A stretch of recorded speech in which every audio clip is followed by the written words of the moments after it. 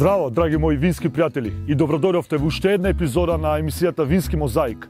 Епизода која е посветена на една регионална, многу интересна сорта со малку забавно име.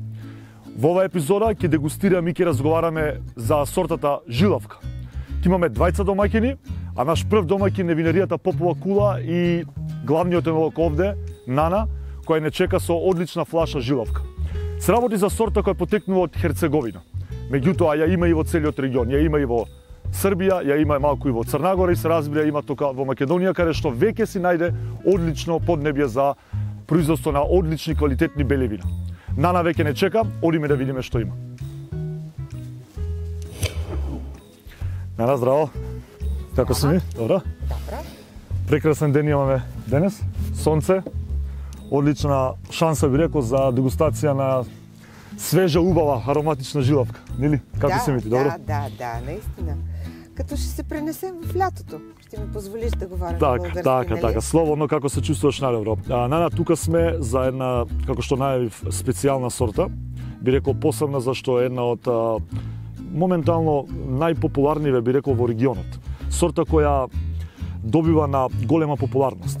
Шетајќи вака по регионот, приметувам дека и нашите соседи доста внимание и доста, би рекол, ангажман посветуваат на оваа сорта. Ајде од почеток, кој е приказната за жилавка на Попова кула? Од каде е гроздето, од каде е суровината, нешто околу локацијата? Попова кула има собствени масиви и лозови масиви и основно произвежда своите вина од собствени отгледани лозя.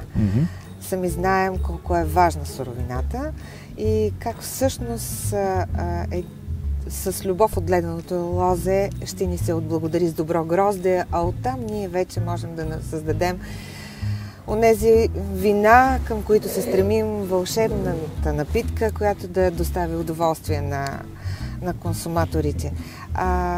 Жилавката е един от акцентите, регионалните акценти на вината, цялата палитра от вина на Попова кула, защото Попова кула като цяло, политиката на фирмата е да се възобнови авторитета на местните и на регионалните сортове. Да. Като в случая един от регионалните сортове е жилавката.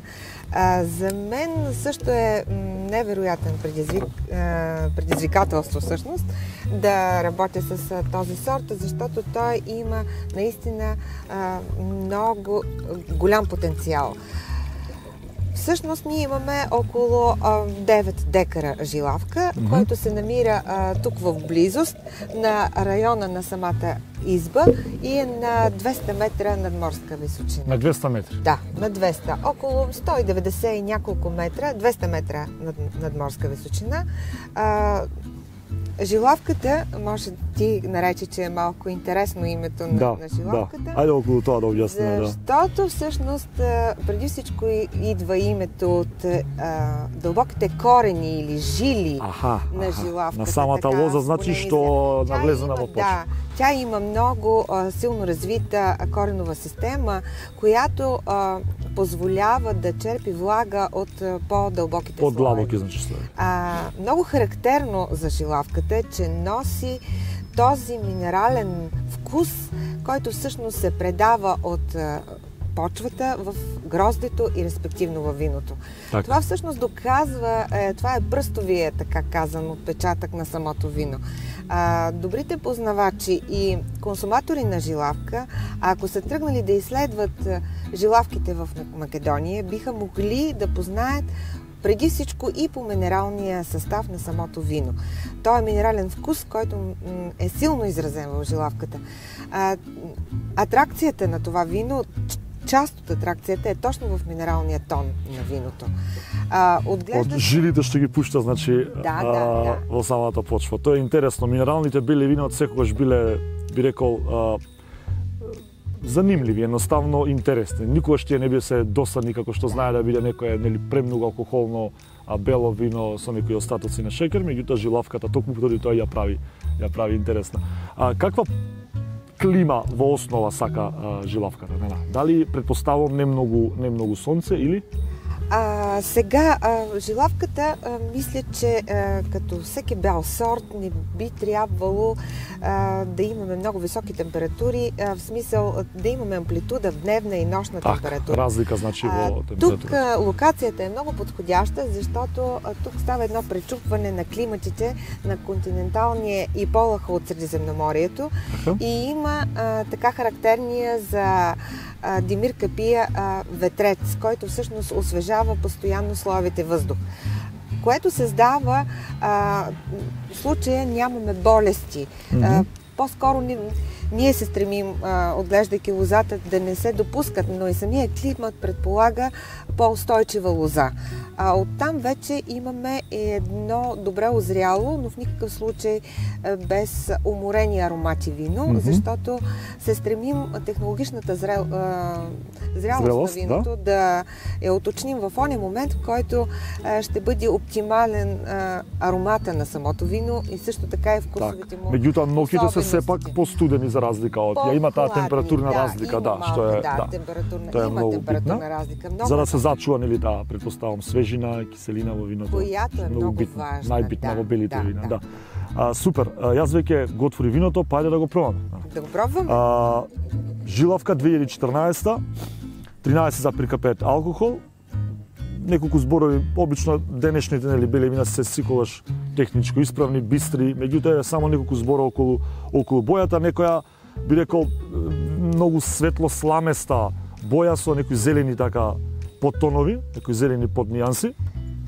Жилавката има много интересна боя, даже сега, драгите зрители, би трябвало да ни извинят, защото имаме много силна слънчева светлина. Тука маце... Много силна слънчева светлина, която малко деформира цвета на жилавката. Това всъщност е даже малко фосфоресцираща е боята, цвета на жилавката, като я прави също като един отличителен белег на това вино. Едновременно с това, разбира се, имаме много характерния зелен нюанс, който е даже силно засегнат. Много е нежно и самия ни поглед и очите ни предсказват вкуса, който ще имаме, предполагаме. На некој начин, е индикатор дека ќе добиеме свежо и крцкаво вино. Свежест и игривост. Така. На нос, на мирис веќе доаѓа таа веќе свежина веќе до предни редови, што би се рекло. Некоја карактеристична маце арома на некои би рекол ние билни маце, билки, значи маце на боси лек, маце на некои косена трева маце така како на папрат. Да, на билки. Има също така лимонеста арома е на доаѓа веќе маце како на корка од лимон, маце како на лимон, како на грен. Има малко аромат на евкалипт. Супер. На екалиптус, точно така. Маце како на мента, како на екалиптус, маце водеше на кај. Евкалипт, така е. Малко зелена праскова. Така е. Одлично, браво. Зелена, вие казвате лозарска. Лозарска праска, точно така, лозарска праска. Мене ми фалеше зборот. Това предполага още от аромата добиваме усещане, започва слюноотделянето ни в устата, една такава предполагаема свежест на самото вино. Одлично на нас. Значи веќе таа свежина што ја почувствувавме на нос е веќе буквално следена и на непци, на вкус. Висока киселина, меѓутоа мека, фина, пријатна, интегрирана. Се појавуваат истите тие ароми што си на нос, со тоа што веќе тука доаѓа до израз таа минералност која најави ти веќе на самиот почеток, би рекол една така интересна, дискретна, дури соленост малку на виното. Знаеме дека во виното сол нема, меѓутоа минералите даваат една сензација на солникавост, на сол. Многу интересно. Точно така е. Съгласна съм с теб. Напълно бих добавила, че във вкусовия аромат се усеща един грейпфрут, който и на финала има една много приятна битерност. Нека когато дегустираме вината горчина, Не, ще използваме точно това. Моят акцент е на битерност, защото не е горчевина в прекия смисъл на думата. Не е приятна, дразнеща, по-скоро пријатна горчина, може и така да се каже, пријатна горчина, Завършва представата ни за грейпфрута и във вкуса. Този, който започва е в аромата, усеща се във вкусовата арома и във вкуса. Виното е много приятно, свежо. има една игривост в устата, която подсеща на една пролет, която би било невероятно атрактивно това вино. Въпреки, че всеко време е подходящо да се пие жилавка. Ние сега не сме пролет, меѓутоа имаме одличен сончев ден. Да. И жилавка и тоа како многу одговара. Да, одговара одлично и на денот и на друштвото. Од сомалиерски аспект, од кулинарско-сомалиерски аспект, јас ова вино дефинитивно би го спарил или би го подржал со нормално и стандардниот пар на риба. Меѓутоа, нормално не било која риба. Риба некако е малце помрсна риба. Значи, нашиот традиционален македонски крап, сом, може би делиме нормално со лосос, поради самото богатство на омега-3, омега-6 масните киселини кои се наоѓаат во рибата и високата киселина која се наоѓа во жилавката, таа киселина многу убаво ќе ги на некој начин пресече, ќе ги балансира тие омега-3, омега-6 масни киселини, на тој начин ќе даде пријатен вкус и во устата, меѓутоа и во нашиот дигестивен систем. Освен риба може да сори со салати, некој може да сори со некое лесно пилешко месо со капери малку, со малку аспарагус од страна, со малку бланжирана брокула и така натаму. Има многу комбинации, но она што е битно е да не се наруши оваа нежност, оваа структура на жилавката која е доста онака свежа, пријатна како што кажа, да не се наруши премногу со протеини, со млечни масти и така натаму. Козјо сирење би било одличен пар со ова, нели? Со малку зелено јаболко. Ти ми взе израза, добавката към целият ред от вкусове, които изреди, че бих партнирала жилавката, да, на козето. Козето сирење знаеме дека има помалку млечни масти. И едновременно с това има една пикантност, която всъщност ще довърши ония богат вкус на козето сирене. Пробвала съм го и го препоръчвам. Значи, проверена работа. Да. Нана, ќе те прашам само нешто околу така наречениот комерцијален аспект на виното. Знам дека ти си одговорна за производство, меѓутоа сигурно имаш и оваа информација. Жилавката, за разлика нели од шардонето или од смедеревката, па дури и од ризлингот, не е толку многу меѓународно позната, меѓутоа во регионот кај нас во Србија, нели рековме Херцеговина, Македонија, Црна Гора, и тоа како е позната. Дали имаш информации како ова вино е прифатено од страна на вашите потрошувачи, од пазарот? Да. Значи имате ли некакви коментари, споредбени години, оваа година беше подобра, оваа година беше полоша и така натаму? Имате ли такви информации? Како ова вино прифатено од пазарот? Много успешно.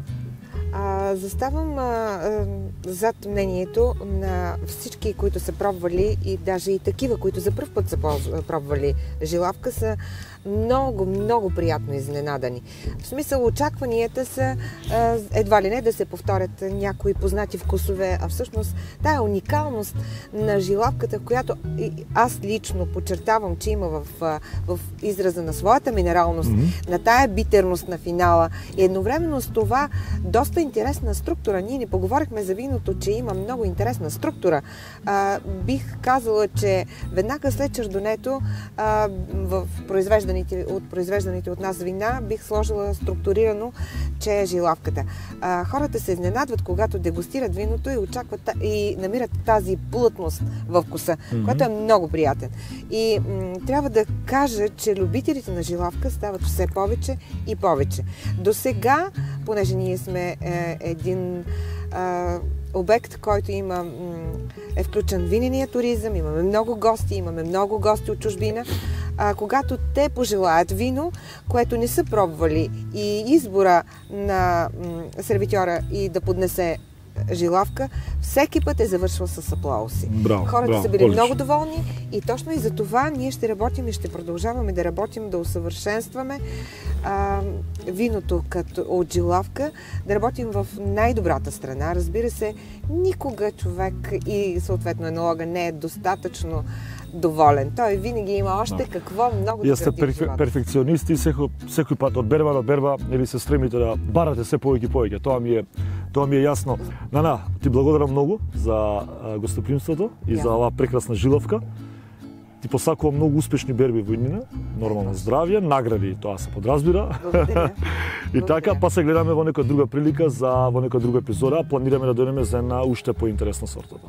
Чакам ви. Фала ти многу и се гледаме. На здраве. На здраве.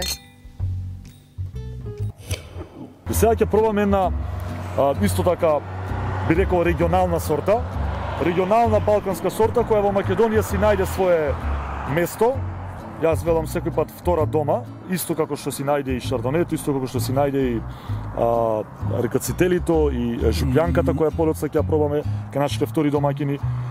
Се работи за сортата жилавка. Едно интересно вака од етимолошки аспект. Жилавка потекнува од Херцеговина и на овие простори веќе се мигрираше уште во Југославија, времето на бившата држава, веќе во 60-тите, мислам во 70-тите години. Што е со македонската жилавка?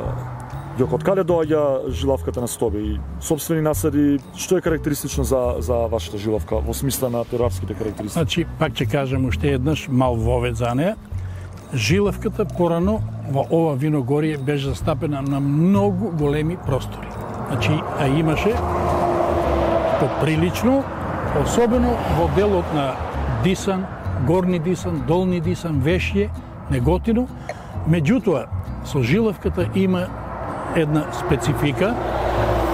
Многу е осетлива сорта на болеста ботритис. Значи, чувствителна на ботритис? Многу. Вие ќе ја гледате цела година и пред самата берба, пред очи гледате како и пропаѓа гроздето, а не можете ништо да направите. Затоа тука е многу значајно. Опасна работа. Кој е жална работа. Жална работа. Да. Значи, треба да го најдеш вистинското место. Што е стратегијата? Што е стратегијата е само агротехнички, ампилотехнички. Добро. Значи, мора да има еден проветрив, еден вентилиран локалитет и кај што деноноќно ќе има пиркање на некое ветерче. Значи треба физички да се отпуши тоа, да не се наталоши. Да. Во исто време, жилавката е една сорта која што има премногу крупен лист. Се извинувам. Тој лист прави една индиректно посилна релативна влага внатре во самата лоза, во самиот чокот, а релативната влага е прв момент, прв услов кој што погодува за развојот на болеста ботритис. Колку е пониска таа релативна влага, толку помалку е опасноста од ботритисот, нели? И затоа викам не само значи број 1 се терените, број 2 нормално заштитата. Треба да се справуваш со неа и кога луѓето ви доаде дека една смедеревка или еден ракацтели или не знам некои други сорти полесно ќе ги произведат, полесно ќе излажат, се откажа од жилавката. Ние останавме упорни и денес винарија Стоби има 14 хектари. 14 хектари, повторно голема површина. Голема и не очекувам друго од тебе освен да не се откажеш. Како и за се друго, нормално. Дали овие карактеристики, односно овие, би рекол, проблеми или мани на жилавката, дали имаш сознание дека се буквално истите во Херцеговина или ова е карактеристика за македонското? Не е само за македонското, она е како сорта. Го носи тоа во генот. Го носи во генот. Иначе ти кажа на почеткот, жилавката потекнува од Херцеговина, познатата мостарска жилавка. Мостарска жилавка, околу градот Мостар што се...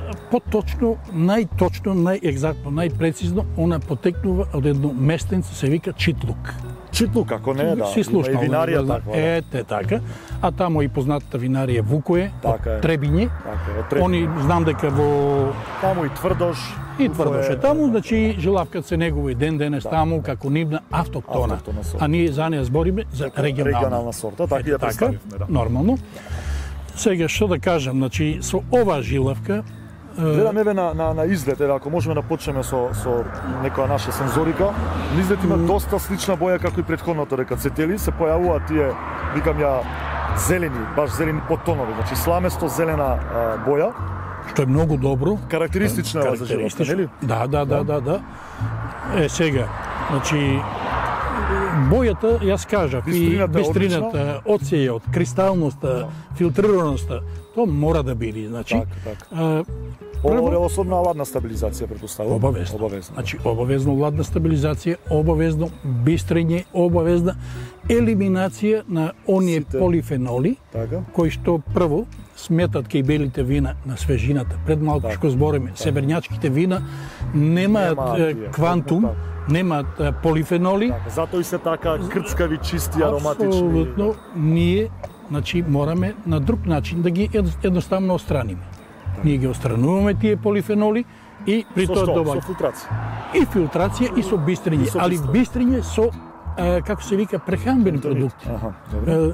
Не бентонит може да дојде во предвид, меѓутоа, ајде да кажеме полифенолите ако се негативно електризирани со позитивен електричен набој кој што го имаш, на пример, некој желатин, комбинација со бентонит, ќе ги елиминираш.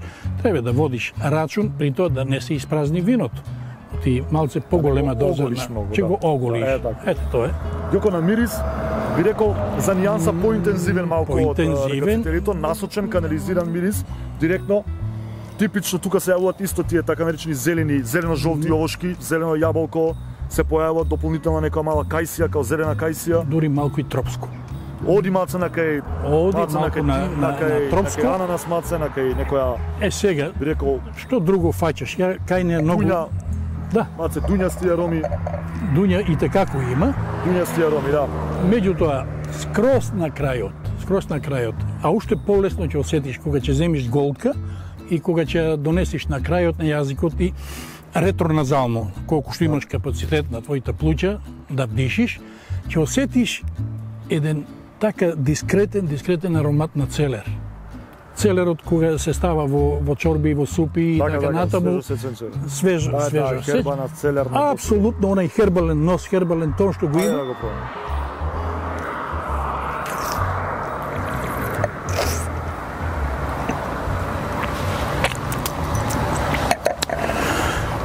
Еве да ти кажам, ова исто 2014, ова година имаше во Америка.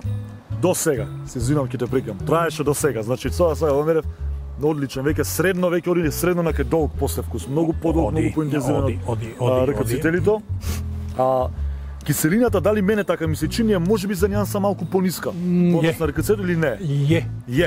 Значи добро. Што пониска си приметил. Добро, тоа значи тоа е со пола грам на литар помала количина киселини. Малку пониска и би рекол помека, малку веќе повеќе кружи за нијанса малку попријатна во смисла на долно, на горно непци пред на јазикот. Доследна, вкусот доследен на мирисот. Повторно, зелено јаболко, маце кајсија, маце некоја дуњаста арома.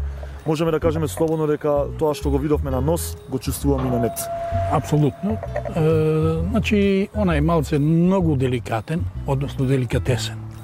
И вкус, и нос, и мирис. И затоа, еве да кажам, летово некаде, во Америка, беше дадена дегустација со други вина скоро од цел свет. Да, тоа сакам да се пофалиш, да? Сакам да се пофалам малце, баш за ова вино. Значи, доби признание вино на сезоната во Америка, човек. Вино на сезоната во Америка, тоа и го видовме, го прочитавме. Веќе е таа информација во јавноста споделена, честитки за тоа. Благодарам и мислам тоа е нормално провокација. Се работи за одредена сојузна држава или општено во Америка? Во не знам која држава точно беше, не ме фаќа за збор сега. Не е битно. Битно е дека жилавката македонска е препознаета од веќе би рекол истенчени непца, што викаме ние, затоа што веќе американските винопици тоа како имаат избор од цел свет вино и многу добро знаат што сака да пијат и како сака да го пијат. Така што тоа е дополнително да го препорачаат ова. Да, дефинитивно, тоа е одлична референца за. Така да тоа е едно ние сакале или не сакале да признаеме едно големо признание. И сите тие признанија одат во прилог не на винаријата, во прилог на нашата мала земјичка, во прилог на нашето. Тоа е кажано во твој стил.